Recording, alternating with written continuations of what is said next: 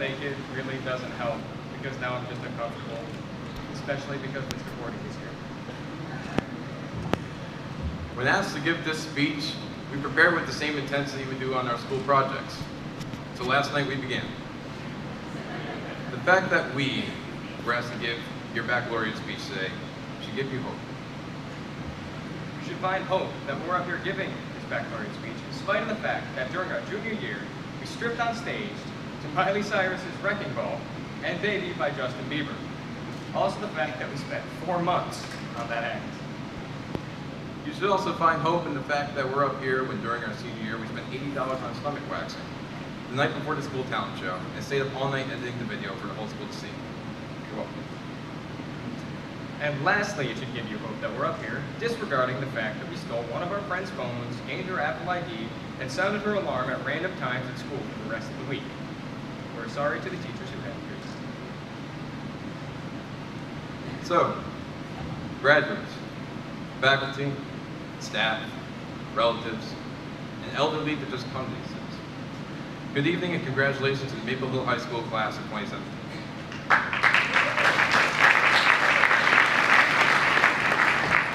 So now, class of 2017, what is the significance of today? Its importance. In a few days, we're all going to be graduating from high school, where for some of us this may seem exciting. Eager to go off and make something special. No matter if you're going off to college, the military, the workforce, or going to Canada to tell them that the version of baking is actually just ham.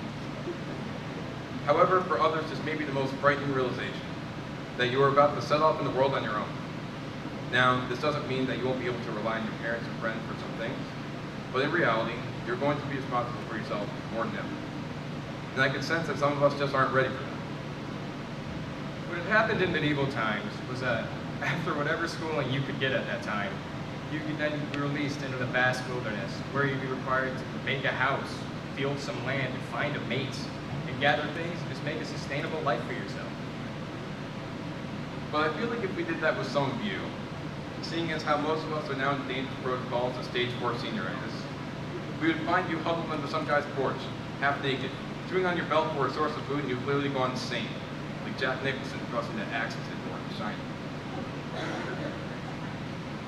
The fact of being on your own is also extremely frightening for those going to college, because your parents will be sacrificing so much over the next 4 to 5 years for your benefit. Their money, a second mortgage, their expensive accessories, your dad's premium access to NFL red zone coverage. But anyhow, money will start getting tight, which basically guarantees that at least one mom in this room will star on TLC's Extreme Couponing. This puts a lot of weight on us, and our fear of failing increases so much when it's on the line.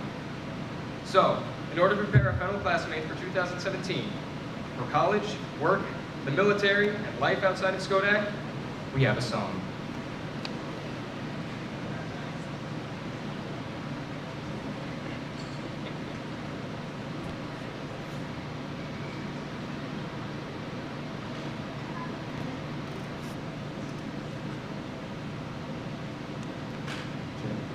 Check. We're good? Okay.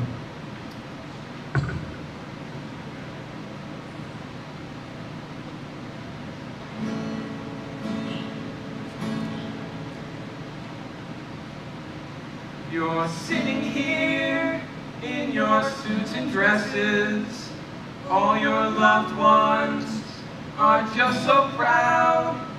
And we would love to inspire you, but someone needs to just give you the truth. For the past 18 years, your life's been pretty smooth. Let's take a moment and reflect on all you've had to do. You rolled out of bed and strolled to the living room and watched Cartoon Network while your mom made waffles for you. Your laundry was magically clean, and your dad's back pocket was an ATM machine. Your life's biggest worry was what to wear to the prom, and your only regret was that incident with the stink bomb. Do you hear that subtle sound? It's the sound of reality about to slap the taste out your mouth. 'cause now you're on your own. Don't screw this up. Now you're on your own. Good luck. You're gonna need it. You're young and now you're free. The world is your oyster. We have no clue what that means, but let us paint a picture of your future. You're gonna eat a lot of Hot Pockets, and you're thinking that sounds great. We'll get back to us in 6 months when you've had 378. As soon as you move out, you know what your parents are gonna do. They're gonna turn your bedroom into an exercise room that they never use. And you won't use lockers in college. And this might be a total bummer. There are no yearbooks either. You'll actually have to say, have a great summer. Do you hear that knock, knock, knock? That's a sound of personal responsibility about to put you in a headlock. 'Cause now you're on your own. You should be scared, but we can tell you don't care. Why don't you care? You should be frightened right now. Do you sense that gentle breeze? It's the Category 5 hurricane of adulthood about to hit you upside the head with a tree. 'Cause now you're on your own. Don't screw this up.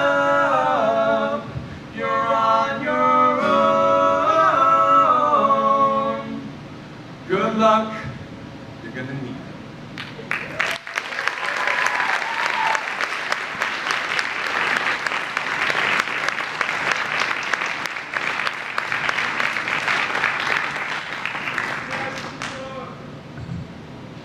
So, as the song states, you're on your own from here. So in order to help you with your transition from high school to college, here are some tips that we thought might help you. Communal showers are a thing in college.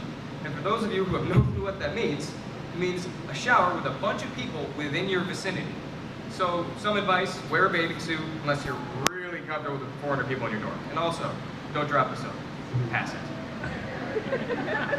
If you're stuck on writing your 6th grade midterm paper that's due in the morning, take my advice. Personally, I would drink 2 cans of Red Bull, buy a load of snacks, and binge play Call of Duty until 30 minutes before class time. And then I would pump out the best darn paper I've ever written in my life. And lastly, don't be afraid to put yourself out there. We have some courageous, outgoing young adults in this high school. People I've seen stand up to bullying, stated their ideas for them to be heard, and even some have been so brave as to publicly change their sexual orientation.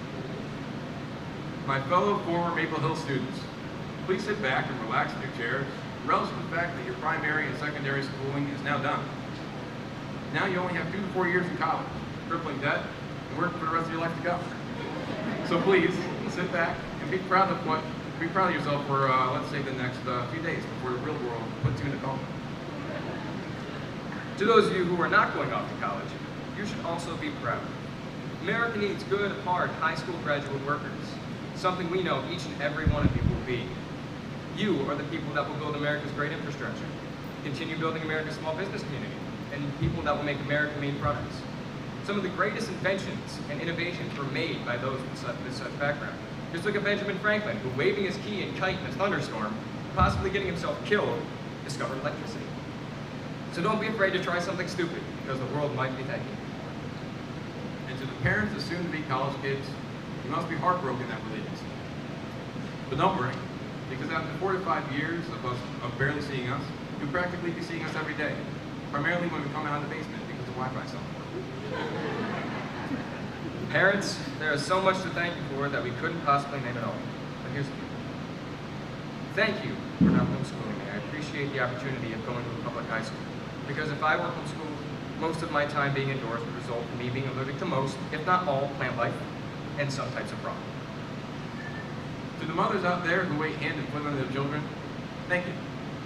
Mom, all the times I texted you at 11 p.m. that I'm hungry, and then heard you get out of bed and walk to the kitchen, I will forever be grateful. Also, thank you for that time when you accidentally backed your car into my car. It will forever be appreciated, and I will forever cherish the nerve damage on the left side of my foot. In fact, if someone get me a chair, my foot's starting to get a little tingle. Some mothers who are super strict on their children. Thank you. Mom, all the times I've heard my name called throughout the house, I can make a beautiful symbol, sadly in the form of a headache. Mom, I am very grateful to you for all the stupid decisions you have prevented me from making, whether it be going on a date with someone I shouldn't, or putting a dish on the middle shelf that goes on the top shelf.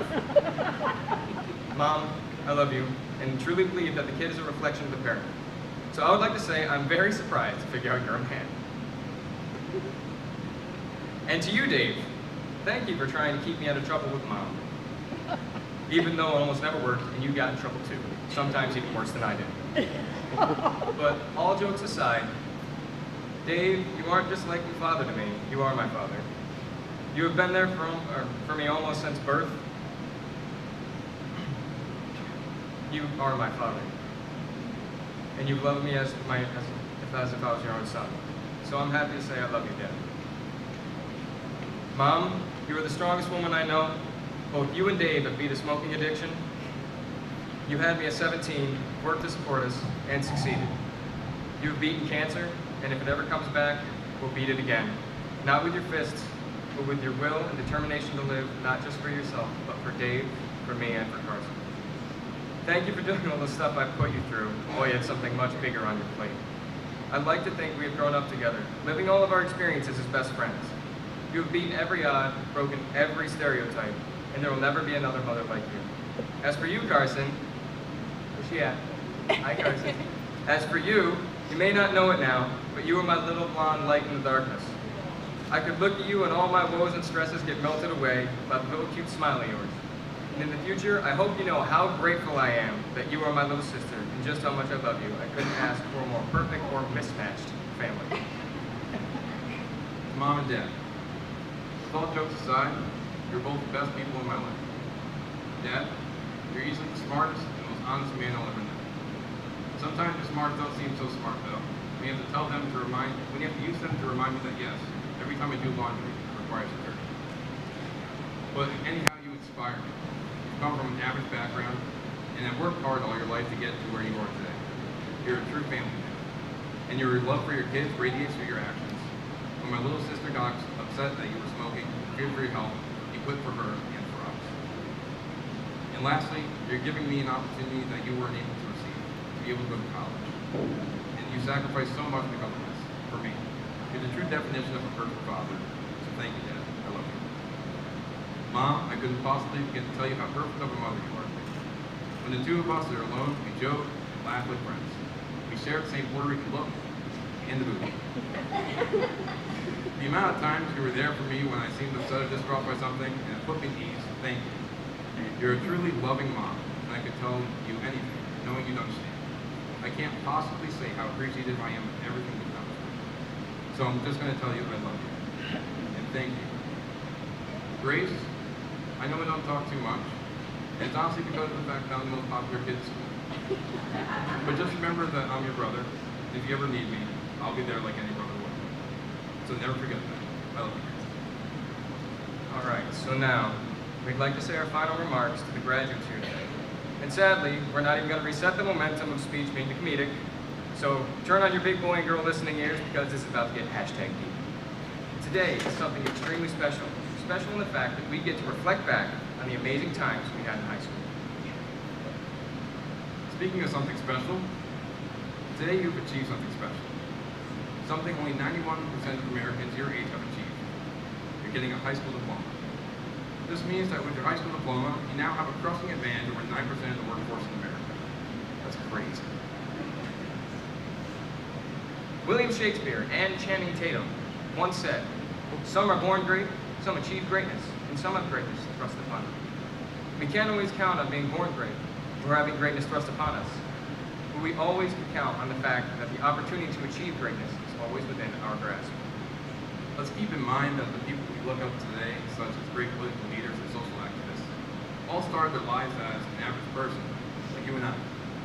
We all have the ability to become a hero in this life, whether being recognized by the world or just a few. And it is not looked down upon to have only achieved greatness, recognized by only a few, for you an unsung hero. and most unsung heroes rise to be heroes praised by many generations further. The purpose of this life is not money or recognition, but to leave those whom we cross paths with a little more hope and happiness. And with these words, we would like to say farewell to our graduating class. We have grown to love you all, whether you have loved us or not, and are eternally grateful we met you, either because of the lessons we have learned from you, or because you have become a trusted friend.